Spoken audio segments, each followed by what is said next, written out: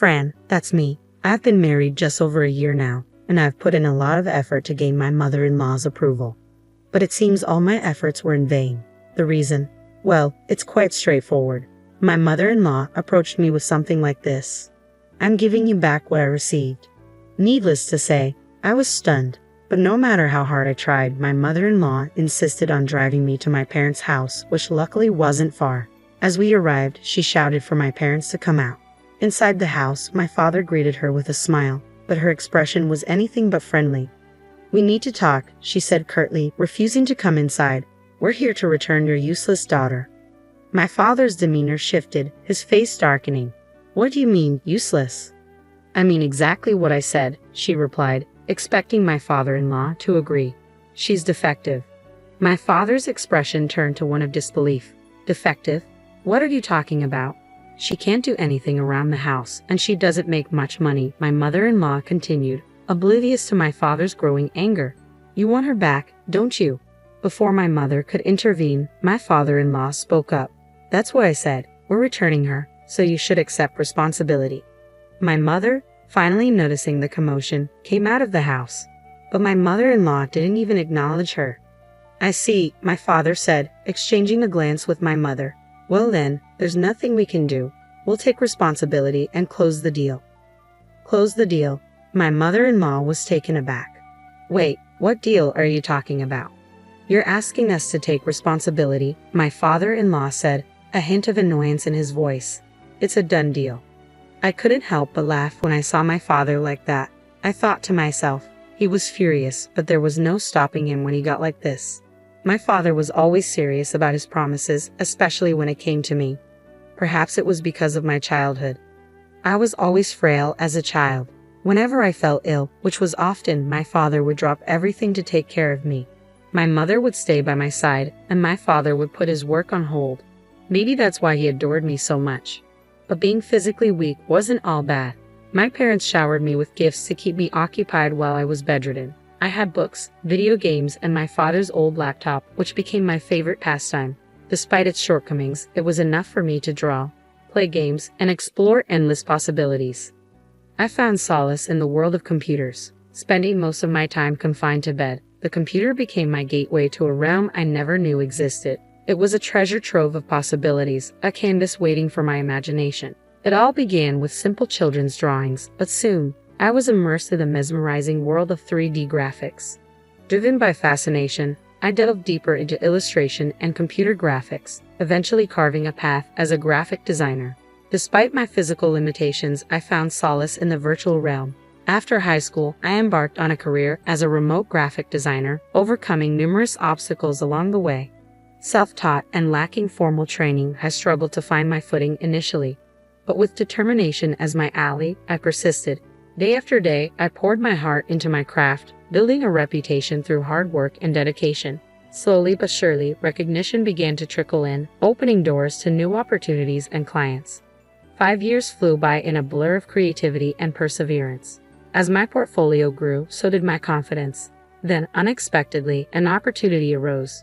My father, the owner of a local construction company, approached me with a proposition to create a commercial for his business. Surprised by the request, I hesitated. Was I up for the task? But my father's faith in my abilities was unwavering. It wasn't about familial obligation, it was about recognizing my talent and taste. Grateful for his trust, I embraced the challenge wholeheartedly.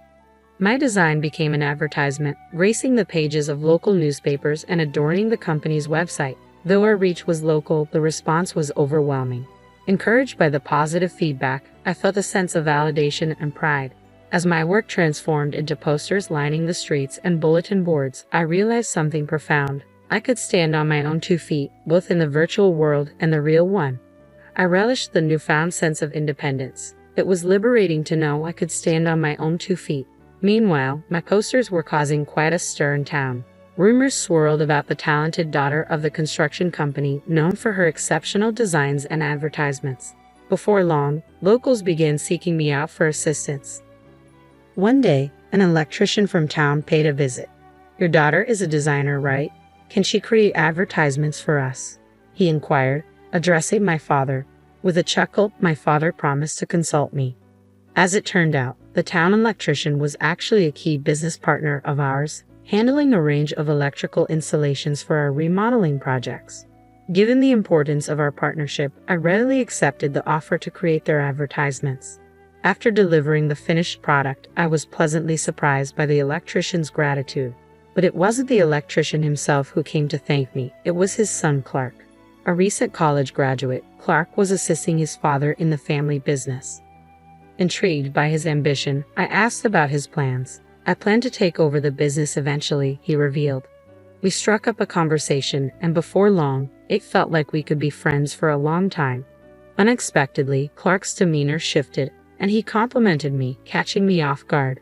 Blushing furiously, I couldn't help but wonder if I was being flirted with. Despite my lack of experience, I found myself drawn to him. Though we only exchanged contact information that day, it wasn't just business details we shared. It was something personal, something that hinted at the possibility of a deeper connection. I'd never experienced anything like it before. The nerves kept me up at night, unable to shake the excitement.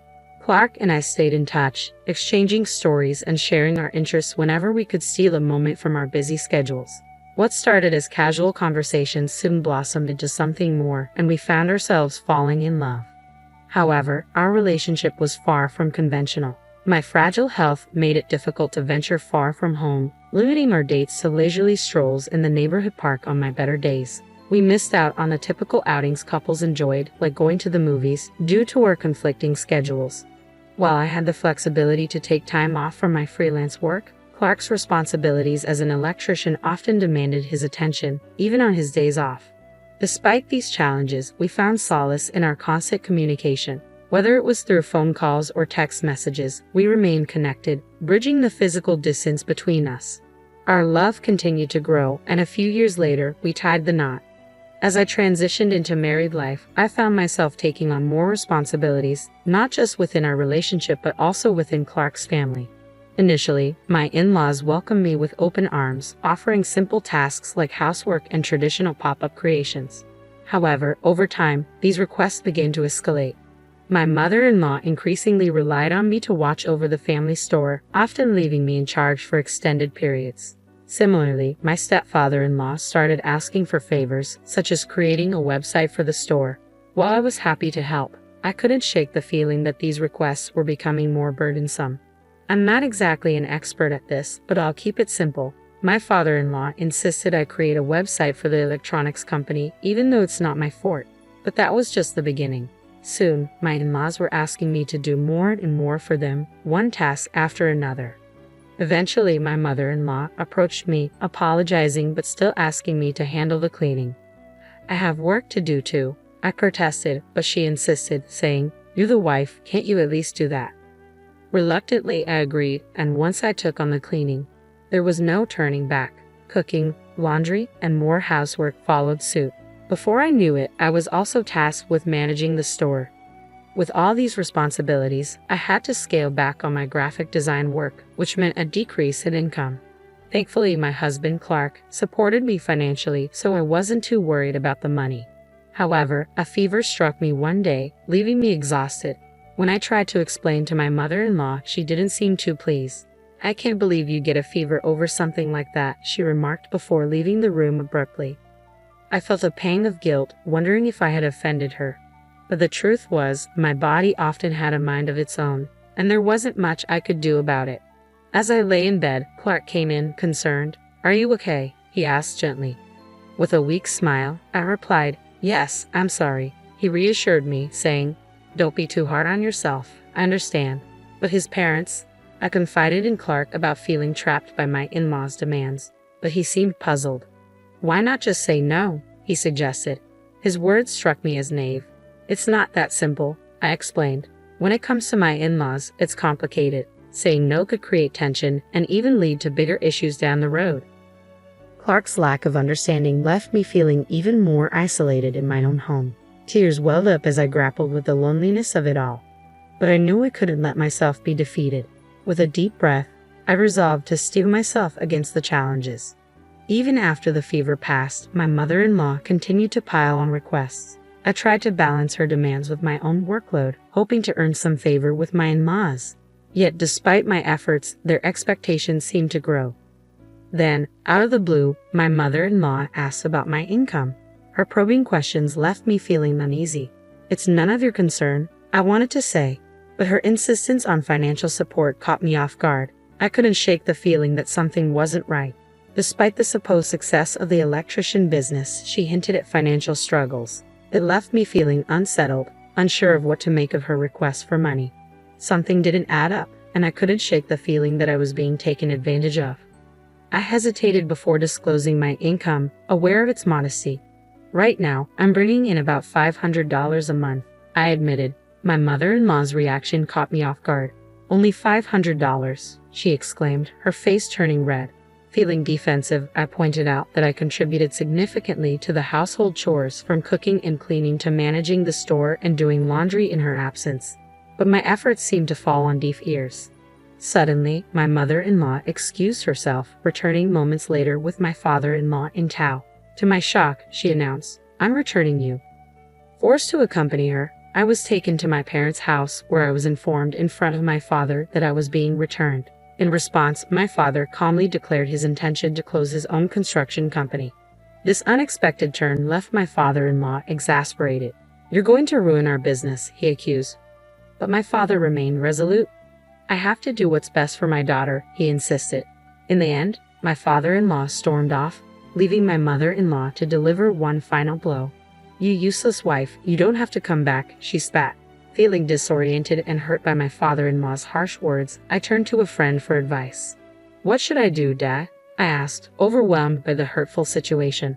"Wouldn't it be better to get a divorce?" he suggested. Despite the pain, I couldn't shake the hope that Clark would come for me. After all, his love mattered most, even if my in-laws disapproved. However, days passed without a word from Clark. Finally, a message arrived from him, bluntly stating, "Let's get divorced." I refused to believe it, bombarding him with messages, but he remained silent. Eventually, Clark's lawyer contacted me, informing me that his parents had persuaded him to end our marriage. Devastated, I reluctantly agreed to the divorce, accepting the alimony and terms offered by Clark. Thus, my brief marriage came to an end. Meanwhile, my father's construction company shuttered its doors, but my brother stepped in to carry on the business independently, severing ties with Clark's family. The fallout from my divorce spread throughout the town, tarnishing Clark's family's reputation. As rumors swirled, they faced increasing avoidance and dwindling business. However, the situation took a surprising turn when my brother's construction company faced sabotage. Repeated incidents of vandalism, including broken air conditioning units, left us baffled. Despite reporting the incidents to the police, the sabotage persisted. Desperate for help, my brother reluctantly turned to Clark's family for assistance. To our astonishment, they not only agreed to help but also suggested charging a premium for their services due to the growing demand. Outraged by their exploitation of the situation, my father condemned their actions, declaring that profiting from others' misfortune was unacceptable. I seethed with anger, though the situation had nothing to do with me. Helpless, I resigned myself to the situation, but my brother refused to back down. "I'll find the culprit," he declared, rallying support from several clients. Curious about his plan, I questioned his choice of action. He explained that he would lend them intercoms for free. "Intercoms nowadays have video recording and sensor functions," he reasoned. Skeptical, I doubted it would be that simple. Yet within 3 days, the culprits were apprehended. To my shock, it was Clark's parents who were caught red-handed. They confessed to sabotaging the air conditioners in a bid to create work for themselves after losing clients. The term mutual collapse echoed in my mind. If my father quit the construction business, Clark's family would suffer too. The arrest triggered the downfall of Clark's family's electronics shop. Clark himself found work at a demolition site to pay for the damages. Though I sympathized, I chose not to involve myself further. Content with my life as a graphic designer and store manager at my brother's construction company, I relished the absence of nagging in-laws. Yet a new problem arose, my retired father's constant concern. Always asking if I was tired or okay, he hovered around me incessantly. Fed up, I joked that he should get a job too. Surprisingly, he took it to heart, returning to work at my brother's company. In that moment, I realized my father's love for me, and I couldn't help but reciprocate. With him back at work, it felt like we were finally on equal footing, and in that newfound balance, our bond grew stronger than ever.